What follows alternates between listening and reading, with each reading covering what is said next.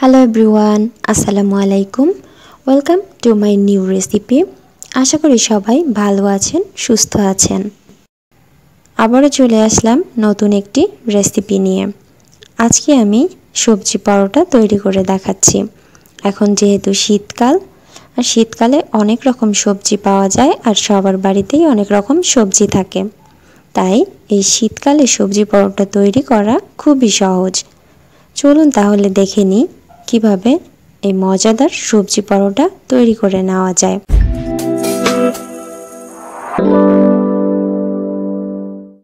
সবজি পরোটা তৈরির জন্য ঘরে যে সবজি ছিল আমি সেগুলাই নিয়ে নিয়েছি। আপনাদের ঘরে যে সবজি আছে আপনারা সেগুলাই নিয়ে নেবেন। এখানে আমি ফুলকপি নিয়েছি সিম, আলু, পটল, মূলা, পেঁপে আর পেঁয়াজ আর মরিচ তো অবশ্যই লাগবে। এগুলো আমি খোসা ছাড়িয়ে ভালোভাবে ধুয়ে পরিষ্কার করে নিয়েছি। এখন এগুলি ছোট ছোট টুকরো করে নিব। সব সবজিগুলি কুচি করে নিয়েছি ভালোভাবে। পরোটা তৈরির জন্য প্রথমে সবজিটা রান্না করে নিব, তারপরে পরোটা তৈরি করব। চলুন তাহলে সবজিটা রান্না করে নিই। চুলা অন করে কড়াইয়ে পরিমাণ মতো তেল দিয়ে দিয়েছি। তেল গরম হলে এর মধ্যে পেঁয়াজ মরিচ দিয়ে দিচ্ছি। এখন দিচ্ছি কিছুটা লবণ, দিচ্ছি অল্প পরিমাণ হলুদ গুঁড়া। কিছু সময় নিয়ে মরিচ আর পেঁয়াজটা খুব ভালোভাবে ভেজে নিব। মরিচ পেঁয়াজ ভাজা হয়ে গেলে এর মধ্যে একটা ডিম ভেঙে দিব। ভাজা হয়ে গেছে প্রায়, এখন ডিম ভেঙে দিচ্ছি। ডিম ভেঙে দেওয়ার পরে এটা খুব ভালোভাবে ভেজে নিব। সবজি থেকে ডিমের গন্ধ ছাড়তে পারে, এই জন্য ডিমটা ভালোভাবে সময় নিয়ে ভেজে নিতে হবে পেঁয়াজ মরিচের সাথে।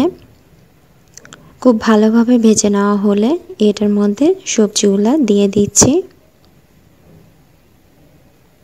আগে থেকে কোনো পানি ব্যবহার করি নাই।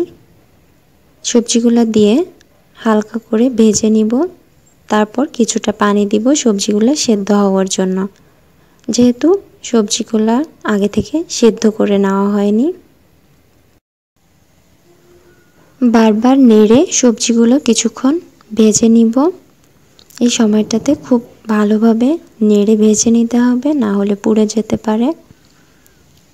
কিছু সময় ভেজে নেওয়ার পর পানি দিয়ে দিচ্ছি। পানি খুব বেশি পরিমাণ দেইনি, অল্পই দিয়েছি এবং ভালোভাবে আবারও মিশিয়ে নিচ্ছি সব কিছু। এখন ঢাকা দিয়ে রাখবো কিছুক্ষণের জন্য। একটু সময় পর পর ঢাকনা তুলে নেড়ে দিব, যেহেতু অল্প পানি ব্যবহার করেছি।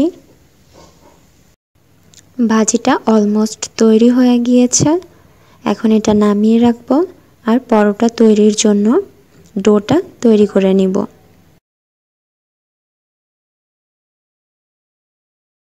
পরোটা তৈরির জন্য এখানে আমি 1.5 কাপ আটা ব্যবহার করছি। আপনারা এখানে ময়দাও নিতে পারেন। কিছুটা লবণ দিয়ে দিচ্ছি। পরিমাণ মতো পানি দিয়ে আমি একটা ডো তৈরি করে নিয়েছি।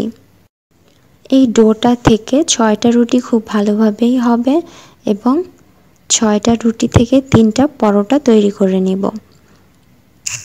2টা রুটি বেলে নিয়েছি। রুটিগুলা মিডিয়াম সাইজের এবং এগুলা পাতলা করে বেলে নিয়েছি।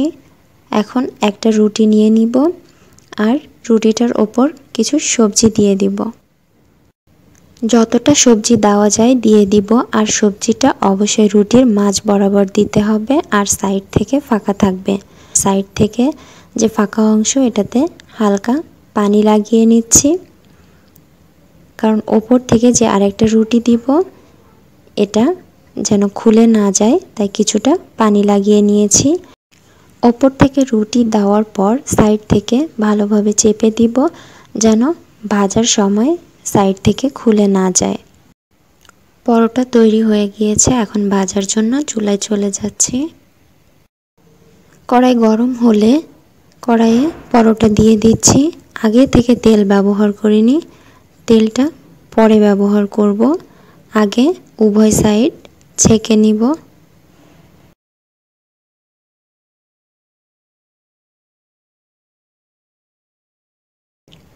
এখন তেল দিয়ে দিচ্ছি।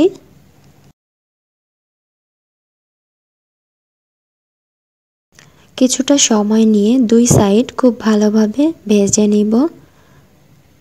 আপনারা চাইলে ডিপ ব্রাউন কালার করে ভেজে নিতে পারেন, আবার কেউ চাইলে হালকা ব্রাউন কালার করেও ভেজে নিতে পারেন। আমি ডিপ ব্রাউন কালার করেই ভেজে নিব, তাই সময় একটু বেশি লাগবে। আর পরোটাটা খেতেও মচমচা হবে। ভাজা হয়ে গেছে, এই পর্যায়ে চুলা থেকে নামিয়ে আমি পরিবেশন করে আপনাদের দেখাবো। বাসায় বানিয়ে না খেলে বুঝতেই পারবেন না যে এই সবজি পরোটা কতটা মজা। এটা দেখতে যতটা না সুন্দর, খেতে অনেক বেশি মজা। আমি আপনাদের কেটে দেখিয়ে দিচ্ছি এটার ভেতরটা কতটা সুন্দর এবং খেতেও খুবই মজা। তাই রিকোয়েস্ট, অবশ্যই একবার ট্রাই করে দেখবেন। আর আমার ভিডিওটা ভালো লাগলে অবশ্যই আমার চ্যানেল সাবস্ক্রাইব করবেন, আর ভিডিওতে লাইক দিতে কিন্তু ভুলবেন না একদমই। Thanks for watching.